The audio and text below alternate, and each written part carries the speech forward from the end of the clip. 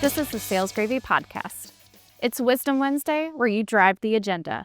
On this segment of the Sales Gravy Podcast, you bring the toughest sales questions and Jeb Blount delivers straight-up answers. No fluff. Just real-world wisdom from someone who's in the trenches every day, coaching sales teams, managing pipelines, and leading from the front. Before we get started, a quick update. The Outbound Conference, the biggest, baddest sales conference on the planet, is about to drop dates for next year. If you want early access to discounted seats before they sell out, head over to outboundconference.com and get on the list.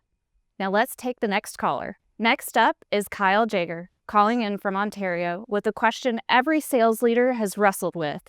What should you be asking in pipeline reviews to actually get the truth about deals and forecasts? All right, next up on the show is Kyle Jager from Ontario, Canada. I think it's from Lincoln in Ontario, Canada. Kyle, what's going on?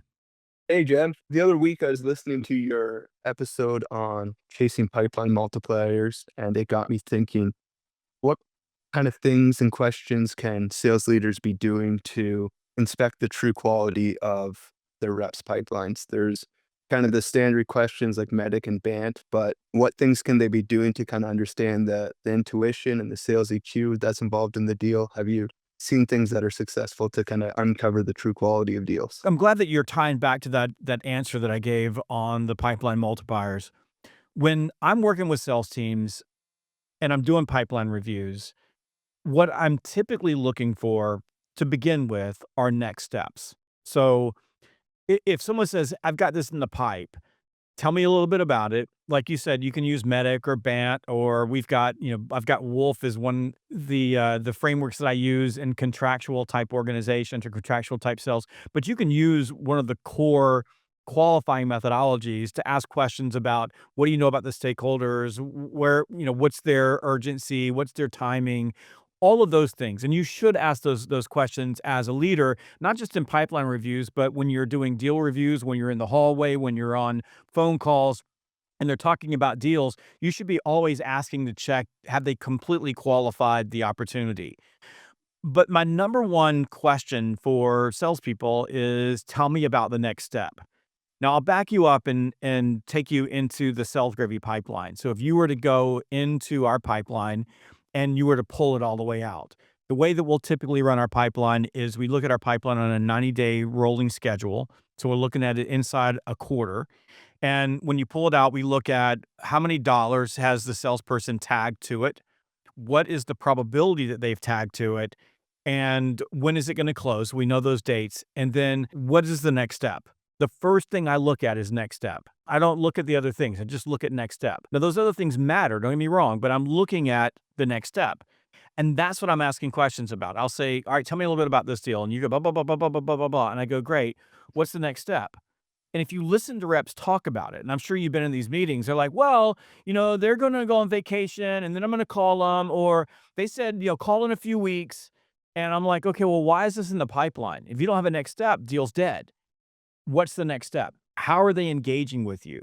Then we can get into who are you engaging with? Like, who are the stakeholders that you're having a conversation with? So I'll give you an example of this from just this week. One of my salespeople, I flew in, actually it was last week, it was Friday, flew into Atlanta from Texas, got off the airplane, went to the rep, had a little spidey sense, not quite trusting the pipeline, told me a couple of deals were going to close, hadn't seen them come through, called, the rep goes, yeah, we're probably going to have to push those off into like September, October. Like, okay, well, why? Well, one of the people I was dealing with, they got to go talk to the boss, and the boss said they wanted to hold off on the budget. I'm like, oh, okay, well, I missed that in the original review because I just looked at the numbers. Like, how much is it when it's going to close? I didn't ask those questions. So now I'm getting surprised when the deal didn't come to fruition because we weren't actually talking to a decision maker. And Kyle, it's different in every industry, but in this industry, in sales training, if I'm talking to someone who is an influencer, but they're not the person with the money, and we're not talking to the person with the money, the probability you're going to close the deal is about 2%. Like, you're never going to close the deal because the person who's got the money doesn't see training as something of value. It's intangible. And if it was their idea, they're paying you for it. But if it's not their idea, they're going to say no to it. And it happens every single time. So now I'm coaching the rep. Look, if you're in a situation like this isn't a pipeline deal. And if you want to put in the pipeline, that's okay, but you need to mark it at 2% so it's not showing up in our pipe as real dollars. Now, I'll explain how that works in just a moment. The rep had another deal. They were pushing off making a decision because they were hiring an executive. And I said, okay, is this executive going to be involved in making the decision? Well, no, they had nothing to do with that. I said, well, let's think about the logic of this, right? They're not going to make a decision because they're hiring an executive that has nothing to do with this particular budget. And they came to us because they need to train their salespeople. So they're going to wait to sell more while they hire an executive in a completely different department. I said, does that sound logical or reasonable to you? And he's like, nope. I go, deal's dead. This thing is never going to close. If you want to keep it in the pipeline, I'm cool with that. Keep it in for another 3 or 4 months. See if you can work it, see if you can revive it. But it's like a 1% probability. So it's not really going to be hitting our forecast. So I'm asking questions like that.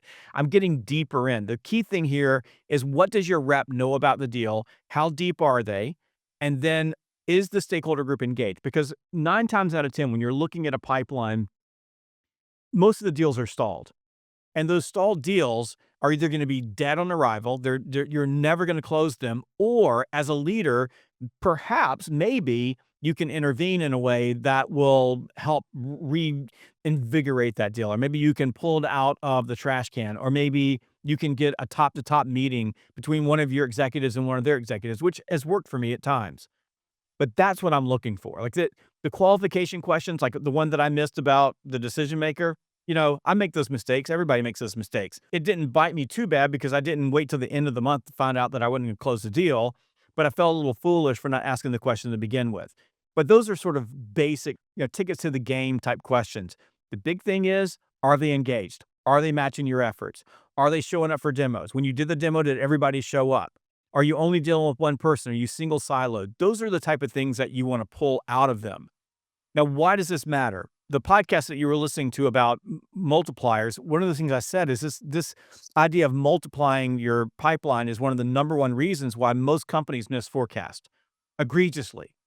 So the way that I build forecast is, let's go back to my pipeline. If you look at the pipeline, we're pulling the pipe based on close dates. So close date matters. So the salesperson needs to be able to say, this deal is going to close within this period of time.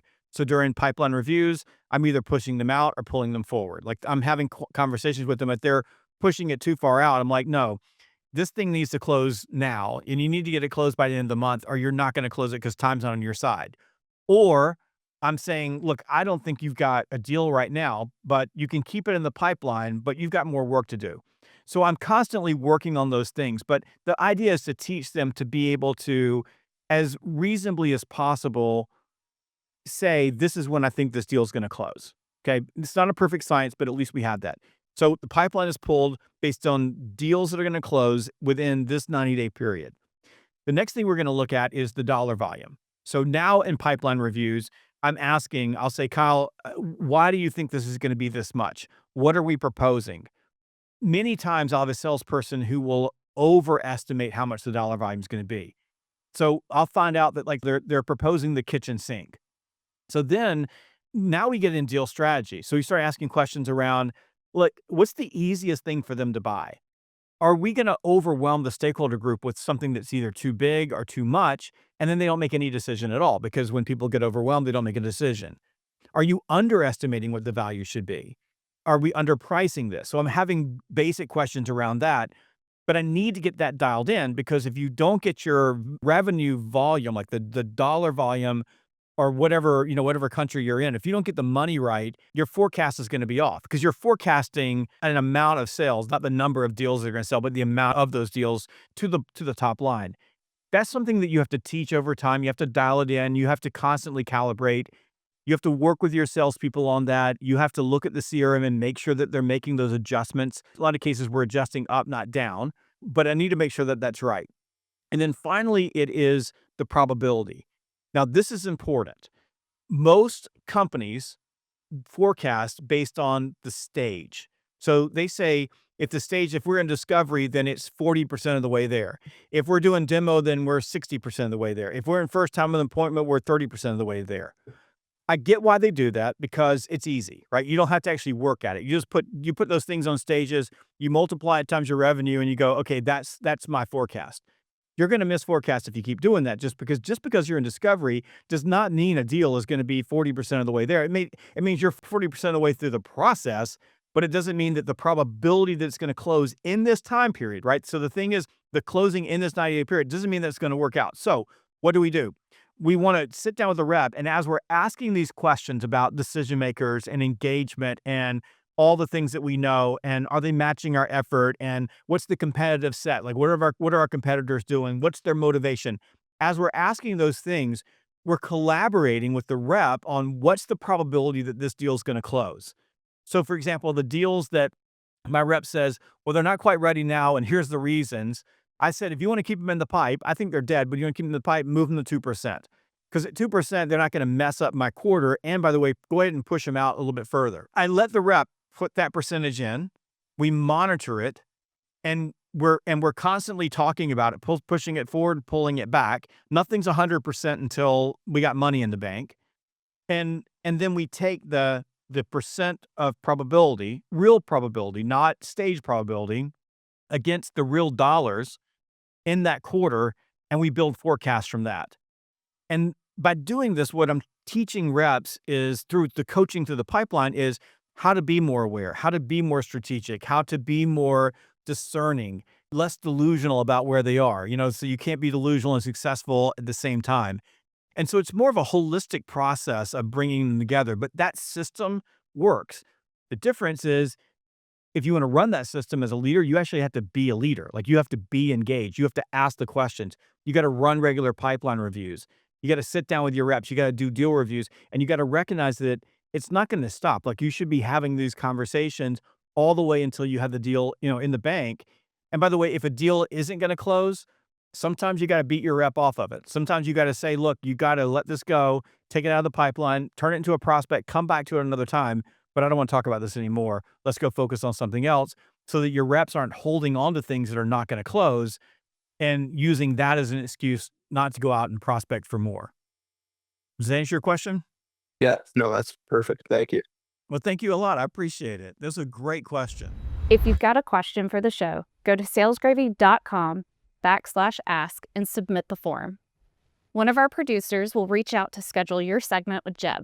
Now let's close this out with something to take with you. Kyle's question cuts straight to the heart of pipeline leadership.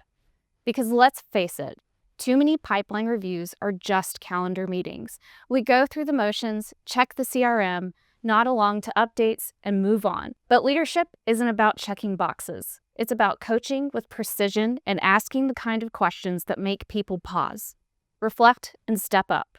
And here's the thing, your pipeline doesn't lie. It tells you exactly how your team is selling, how they're thinking, and how they're leading conversations. But only if you know where to look. You've got to ask questions that pull back the curtain, like, who are you selling to? What's their urgency? What are the next steps, and who owns them? Where's the resistance, and how are you handling it? If those answers are vague, your deal is already in trouble. Here's your takeaway. Pipeline reviews aren't about reporting. They're about revealing. And your job as a leader is to get comfortable inspecting what you expect, even when it's uncomfortable, because that's where coaching lives. That's where growth happens. The best sales leaders don't just hold reps accountable, they make them better. And remember, when it's the end of the day, when you're tired and you just want to pick up and go home, you don't need natural talent. You only need discipline and willpower to stop and make one more call. I'm Ashley Blount, and we'll see you next time on the Sales Gravy Podcast. Hey, I'm doing a happy dance because you watched this video. Make sure that you click like and subscribe so that you never miss one of our amazing sales training videos.